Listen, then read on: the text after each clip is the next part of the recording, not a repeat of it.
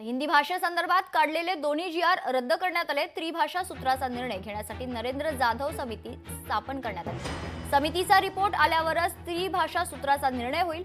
हिंदी भाषा सक्तीची नाही असं वक्तव्य फडणवीसांनी केलं। हिंदी ऑप्शनल आहे, मराठी भाषाच सक्तीची आहे असं स्पष्टीकरण देखील मुख्यमंत्री देवेंद्र फडणवीसांनी दिले। अहवालावर मुख्यमंत्री फडणवीसांचं स्पष्टीकरण आपण बघतोय। मराठी सक्तीची आहे, दुसरी भाषा इंग्रजी आणि तिसरी भाषा ही हिंदी असणार आहे असं फडणवीस म्हणाले। राज्य सरकारच्या वतीनं डॉक्टर नरेंद्र जाधव यांच्या नेतृत्वात एक कमिटी तयार करण्यात येईल।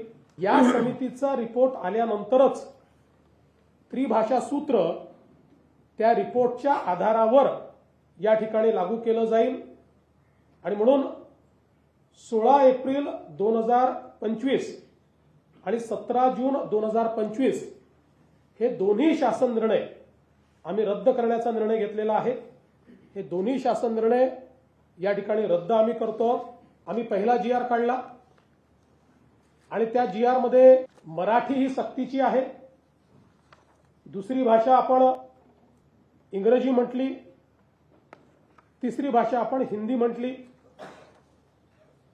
त्यावर अनेकांनी प्रश्नचिन्ह उपस्थित केल्यानंतर आपण 17 जूनला हा जी.आर बदलला आणि यामध्ये सांगितलं की कुठलीही भारतीय भाषा तिसरी भाषा म्हणून शिकता येईल आणि त्याही जी.आर मध्ये आपण सांगितलं मराठी सक्तीची आणि तिसरी भाषा म्हणून कोणतीही भारतीय भाषा शिकता येईल अशा प्रकारचा स्पष्टपणे जी.आर काढला। 16 ऑक्टोबर 2020 रोजी उद्धवजींच्याच नेतृत्वाखाली हा जी.आर निघाला। मुख्यमंत्री उद्धव ठाकरेंची सही आहे कॅबिनेट निर्णयावर, मिनिट्सवर, म्हणजे कन्फर्म झालेली आहेत मिनिट्स की त्यांची उद्धवजींची सही याच्यावर आहे। याच्यामध्ये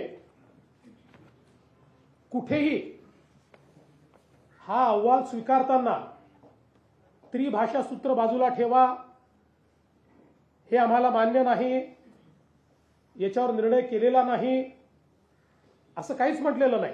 कारण राज्यामध्ये आम्ही मराठी अनिवार्य केली आहे, हिंदी ऑप्शनल केली आहे, कुठलीही भारतीय भाषा शिकता येईल अशा प्रकारचा निर्णय आम्ही घेतलेला आहे। पण तरी देखील झोपलेल्याला उठवता येतं, झोपेचं सोंग घेतलेला उठवता येत नाही। लोकशाही मराठी ऐका, पहा, जागरूक रहा।